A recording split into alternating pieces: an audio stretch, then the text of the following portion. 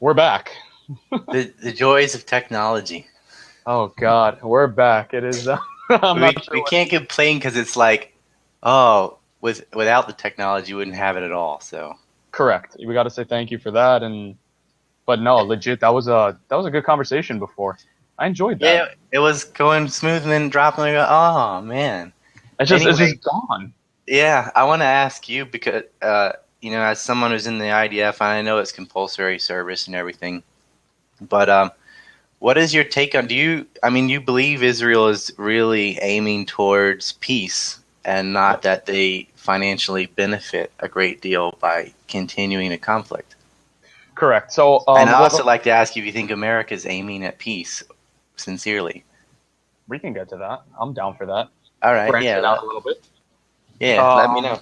yeah, yeah. So actually, for me, it wasn't compulsory. I drafted on my own accord. Okay. I was born in America, born in Florida, and I always felt it was my duty to go fight in the IDF. So made my way over right when I finished high school at 17, drafted at 18, and now I'm back here in college. But I actually so as the debate says that I do believe that Israel does want peace. I have actually a few reasons why. A couple from my own experience, and a couple, I guess, factual that I could pull out of from the past.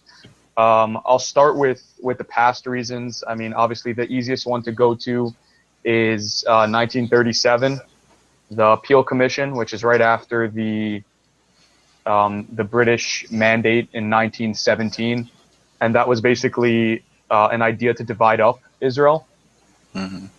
divided up into. So in 1917, it was basically said that Israel would have the land, right, and then Well, in 1917, the British promised different factions different things, and they only delivered to some. Their idea was to foster ethnic nationalism in order to help break up the Ottoman Empire from within because they were at war with them during World War One. And then some of the groups they promised things to, they shafted, and others they upheld. correct, correct. A lot of it actually, if you really break down that report, um, a lot more was promised to Israel than was promised to the rest of the nations over there, based on, I guess, the language of the commission's report. Israel was given a lot less than they were promised. The Arabs were given a pseudo Palestine, if you will. It was called the Palestinian Mandate, right? It was called Palestine at that time. Um, Well, in 19, Palestine was part of the Ottoman Empire before that, and Philistine before that, and part of the Roman Empire before that. It's always been I mean, Palestine. it's also been called Israel.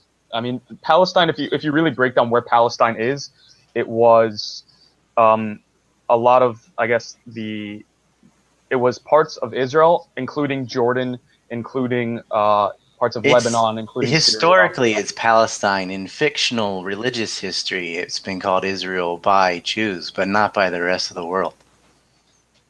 Okay, we can roll I with mean, that because that, you don't think it's fiction. I understand, but I yeah, do. So, right. I No, mean, that's a part of the debate. Like, that's how it right. is. Um, so I mean, let's just go back to the Along with 1937 talking donkeys and stuff, I'm saying it's fiction. and the magic hair. And yeah, magic hair and going right through the Red Sea and all that. Like even when the Hebrews, before they're Jews, because they can't have Jews until after religion is invented, when the Hebrews were freed from Egypt, which was part of the Babylonian Empire, and went into Palestine, the Philistines were already living there. That's who they're in conflict with. That's how God and Baal have a little battle together.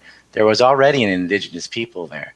That's Not that that correct. There even were matters to me. seven I'm just nations. saying that 7 nations. Palestine or Canaan or whatever has always been there. Like every nation's always existed with some kind of people in there, Yeah, and yeah, yeah. Listen, it can't become Jewish until Judaism is created.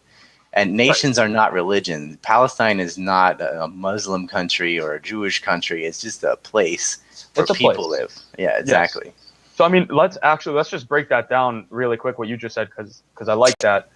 There were actually, according to the Torah, there were 7 nations in in Palestine or Israel proper. We'll just call it both. What's that today? Yeah, sure. What that is today. There were 7 nations in there, and well, if you go before that, actually, because we'll get back to this whole 7 nations conflict. Abraham, Isaac, and Jacob are known to have lived in that area, correct? Yeah, in In the Israel, story. in the Palestine-Israel area, See, I Israel-Palestine think area. Adam and Eve and Jacob and Esau are fictional characters. Like, Oh, but okay. in the story, that's where they live. But I In the mean, story. So let's just go by the story because that's what we have. King Arthur is in England in the story, but he's not really there because he's not really a real person. All right, well, let's just go with the story. I mean, Okay. according to all religions, and that's I guess the aspect I'm going with. I'm going with the religious aspect right now, just for this part of the debate. According to all religions, Abraham, Isaac, and Jacob, and Esau, and Adam and Eve are all real, Sure. Sure. right? According to all religions, Yeah. that's So are Adam and Eve and all of it. Sure. correct. We can agree with that according to all religions that they were there. So, if we want to play the whole religious card, um, so Abraham, Isaac, and Jacob were considered Hebrews. They were considered Jews, and they lived in that land with other people. I mean, you had Lot there, and you had Who had you had sex with his daughters? you love Jacob it. tricks his blind father.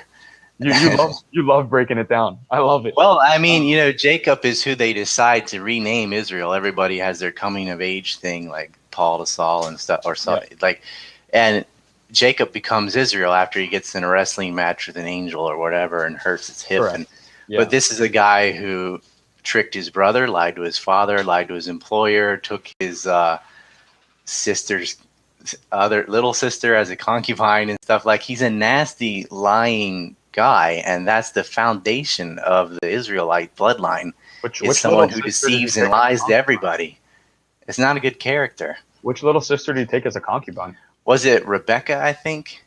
No, No, she was already she was the Rebecca little was sister of the older one, Rebecca was whatever, married Sarah or to something. Rebecca was married to Isaac. Rebecca was actually little sister of nobody. Who is the Lot's 2 daughters? Lot's 2 daughters have nothing to do with any of this. No, but it deduces it because I screw up the names of theirs. Rebecca and Sarah, I thought. Or Rachel, No, maybe.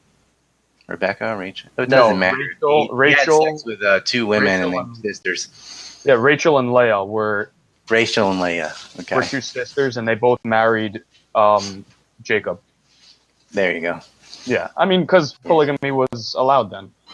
Polygamy, according to Yeah. the Jewish religion, was allowed. It was outlawed by Rabbi He Judah. also earned them by working for their father.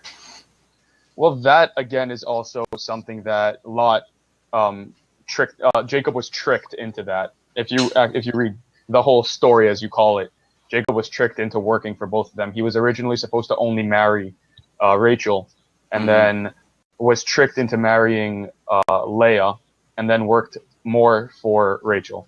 Right. He still worked like what was it, with shepherding or ranching, something like that. But to me, the whole thing is like, I know it's a long time ago or whatever, but you got polygamy, you've got like dowry and earning that didn't really choose. The girls had no say in it. It was just like, Well, I oh, mean you work for me a certain number of years, I'll give you a woman.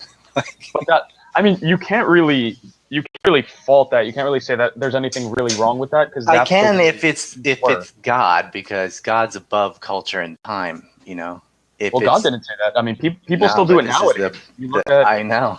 I mean, you look at the Syrian culture. You look at a lot of the Islamic culture. Girls are betrothed to their lover at 14, 15. Yeah, They're Saudi given away Arabia, for India, yeah, I given away and for a couple. I'm not a cultural relativist. I'm like, that's Yeah. fucked up. I mean, I agree with you. I agree with you.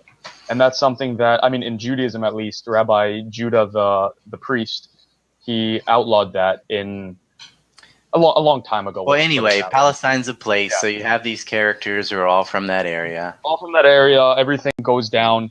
And the Jewish people, who at that time were the Jewish people, once they left Egypt, crossed the Red Sea, got the Bible on Mount Sinai.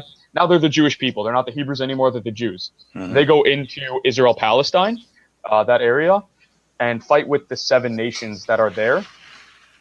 Defeat the 7 nations, and It's the Book of Kings. take that area, take that I guess rightfully won area through conflict as theirs, as their And home. enslave people, which is funny because they were freed And from enslaved slavery, people. and the first thing they do is enslave the natives, Correct. Well, which Jews God also approved of. right, and there's also an approval. There's also an approval of Jews enslaving Jews and enslaving their own people to work off a debt. I mean, Well, slavery is that's a part of history. that's indentured servitude, which is still slavery. Still It's less slavery. mild than the cattle slavery, which also happened. Correct. It Yeah. also happened. And listen, I mean, I'm not going to come here and tell you, oh, Jews are, the greatest and we've never done anything wrong. That's obviously It just seems like that should have been one of the commandments, like don't own other people. But slavery's enshrined in the Ten Commandments. You've got that even slaves have to keep the Sabbath day holy, and then you're not to correct. covet your neighbor's wife, ox, or slave. Correct. So they definitely acknowledged it. It's not like they forgot about it. They just didn't think of it as an immoral thing because it's not really from God. It's from people. If it is from people, Unless you think slavery was good a long time ago for some reason. I don't know.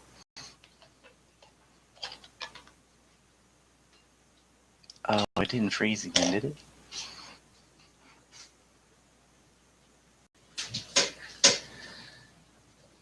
Crap. like once again, I